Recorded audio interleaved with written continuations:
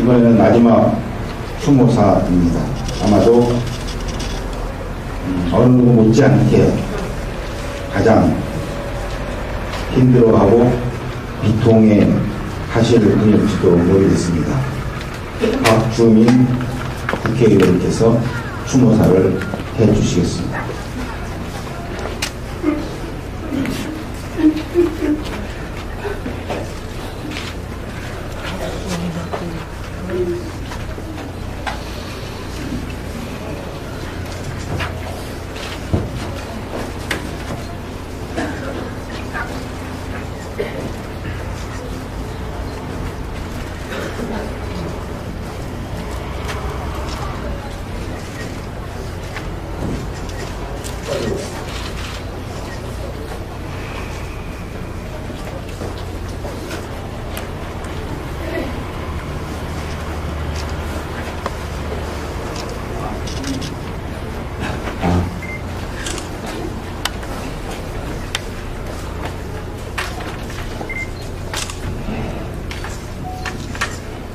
저는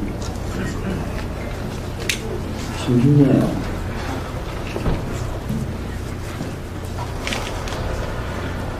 아시다시피 저는 가장 늦게 공천을 받았습니다. 공천을 받는 것만 받으면서 너무나 많은 모멸과 수모를 당했기에 거의 제 몸에 남아있는 에너지가 없는 상태에서 공천을 받았습니다.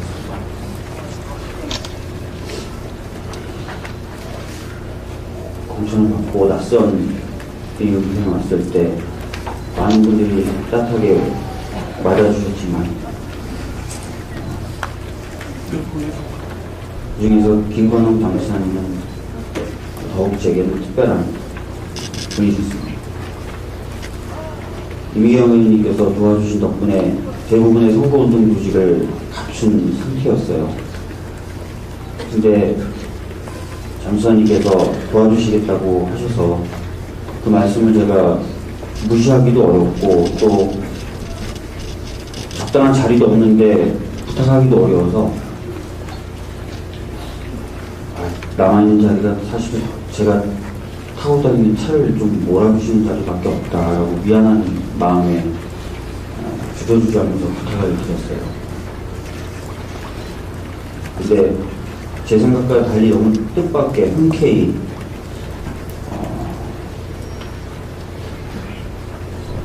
그렇게 해주시겠다고 하셨습니다. 그 이후로 선거운동 기간 내내 사실 선거 운동조직에 있는 어떤 분들보다 더 가깝게 항상 붙어 있었어요. 그러면서 정말 저한테 잔소리를 많이 하더라고요. 허리가 왜 이렇게 굽었냐, 인사할 때는 왜 90도가 안 되냐, 자기 따라해봐라. 안녕하세요, 이게 안 돼요? 왜 그러면서 명함을 줄 때는 왜 이렇게 주저주저하냐, 사람 눈을 똑바로 보고 해라, 목소리가 왜 이렇게 작냐. 아까 말씀드렸지만 제가 굉장히 지쳐있는 상태에서 선거를 시작했기 때문에 그 잔소리를 제가 솔직히 말씀드려서 견디기가 어려웠어요. 그래서 저도 뭐라고 그러기 시작했죠. 그래서 선거운동에 본부에 있는 많은 분들이 저희들 보고 통과 제의 같다 그랬어요.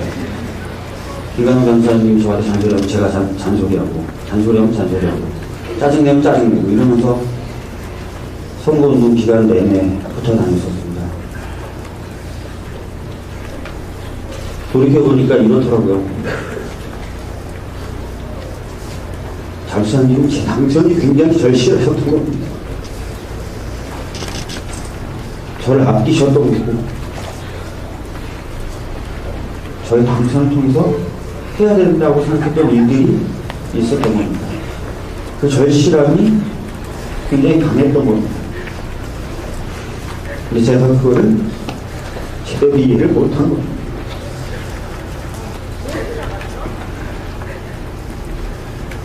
장수님, 나는 잘 지내고 계시다고 생각해서 힘들지만,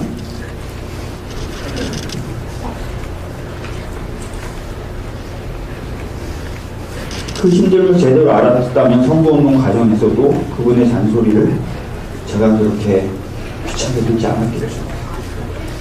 그걸 몰랐기 때문에 귀찮게 들었던 거고, 그걸 몰랐기 때문에 힘들지만 그래도 잘 지낼 거야 라고 생각을 합니다. 빼내준 후에 어제 엄청 울었습니다. 정말 최근 들어서 그렇게 많이 운 적이 없었습니다. 그러나 오늘부터는 슬프지만 밥 꼬박꼬박 잘 먹고 있습니다. 아침도 먹었고요. 점심도 먹었습니다. 그리고 저녁도 먹었습니다. 앞으로 밥 잘 먹을 겁니다. 저는 힘을 낼 겁니다. 반드시 할 겁니다. 김관영 전사님이 결심하셨던 그 문제를 반드시 할 겁니다. 어떤 분이 그러시더라고요. 이 정도 사안이면 거리에 나서도 이상할 것이 없다. 오늘 우리는 거리에 나서지 않았습니다. 거리에 나설 수 없어서가 아닙니다. 하지만 우리는 거리에 나서지 않았습니다. 그러나 우리 가슴에 그 어떤 물로 끌 수 없는 불이 타오르고 있다고 생각합니다. 이 불을 지키고 불불로 만들어서 김관영 전사님이 생각하셨던 것들, 그분이 꿈꿨던 사회 꼭 이룰 수 있었으면 좋겠습니다.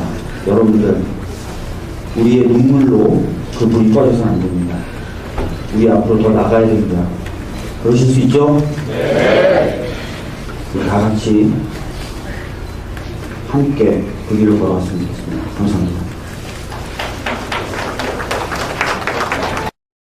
먼저 구속되어 있는 진짜 왕 최순실과 그의 꼭두각시 왕 박근혜라는 두 왕을 우리는 모시고 있었던 것입니다. 이 둘의 특징이 뭡니까, 여러분? 법과 원칙을 전혀 따르지 않았습니다. 국민들에게는 법과 원칙을 지키라고 하면서도 실제로 자신들은 법과 원칙의 예외, 법과 원칙의 밖에서 놀고 있었던 것입니다. 이런 상황에서 우리는 법과 원칙을 준수하고 따를 수가 없었고, 준수하고 따라서 살았던 우리 자신이 굉장히 바보같이 느껴졌던 것입니다. 절망감의 원인은 저는 그것이라고 생각합니다. 어떻게 생각하십니까? 사실 나라가 이렇게 엉망으로 다스려지고 있다는 것을 몇 번은 우리는 알 수 있었고 사전에 막을 수 있었던 계기가 있었습니다. 첫 번째 계기는 저는 세월호 참사였다고 생각합니다. 세월호 참사 때 어떻게 이렇게 정부 대응이 엉망일 수 있었지? 대통령이 7시간 동안이나 어디에 있었는지 알 수 없었다는데 이게 나라냐? 라는 의문을 여러분들이 많이 가지고 계셨습니다. 맞죠? 근데 그때 그 상황이 점검이 됐습니까? 점검을 통해서 바로 잡혔습니까? 아니죠. 여러분, 메르스라는 질병이, 중동에서 유행하던 질병이 우리나라에 파다하게 전염된 적이 있었습니다. 언제였습니까? 작년이었어요.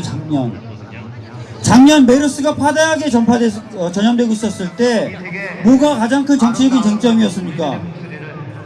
메르스 환자는 대부분 병원에서 전염이 됐죠. 그래서 메르스 환자가 있는 병원의 이름과 위치를 알리느냐 마느냐가 가장 큰 쟁점이었습니다. 그런데 정부는 초기에 제대로 그 병원의 위치와 이름을 알리지 않았죠. 그래서 수많은 환자가 발생했던 겁니다. 그런데 그것을 제일 먼저 알린 사람이 누구죠? 박원순 시장이 알렸죠. 사실은 그것은 대통령이 했었어야 되는 일입니다. 그런데 여러분, 메르스 환자가 발생한 후에 박근혜 대통령에게 대면 보고가 며칠 있다 이루어졌는지 아십니까?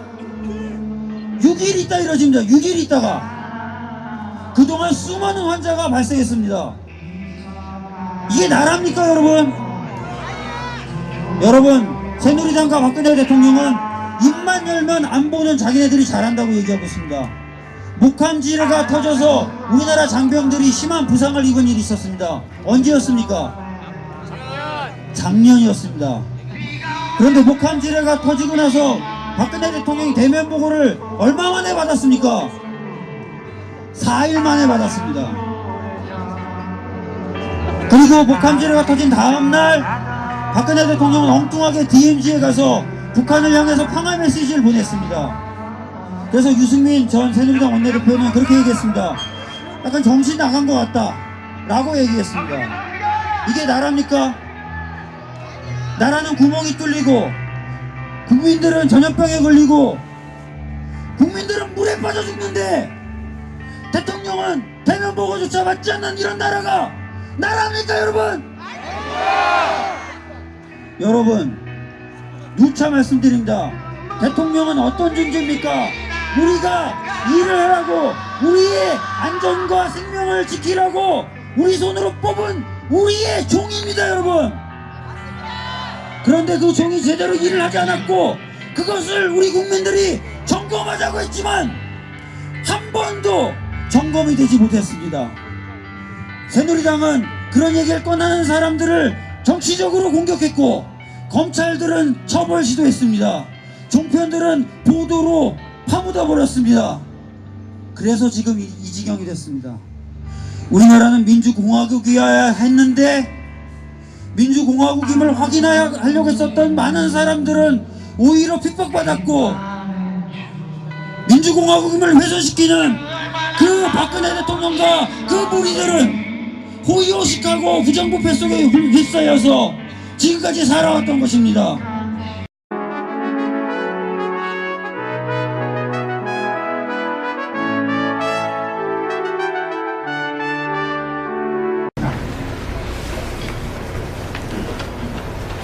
이번에는 마지막 추모사입니다. 아마도 어느 누구 못지않게 가장 힘들어하고 비통에 하실 분일지도 모르겠습니다. 박주민 국회의원께서 추모사를 해주시겠습니다.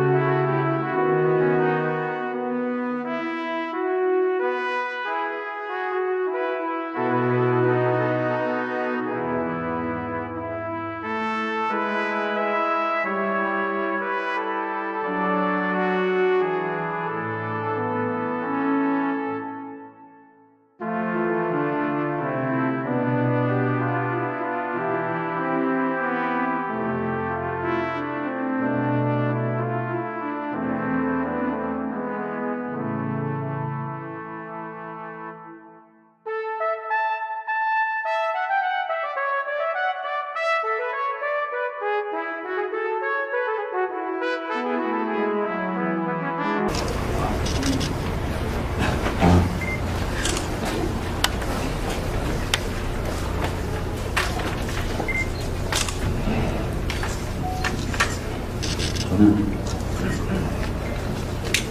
참 힘내요.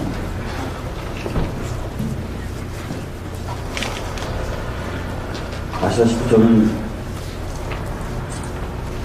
가장 늦게 공천을 받았습니다. 공천을 받는 동안 과정에서 너무나 많은 모멸과 수모를 당했기에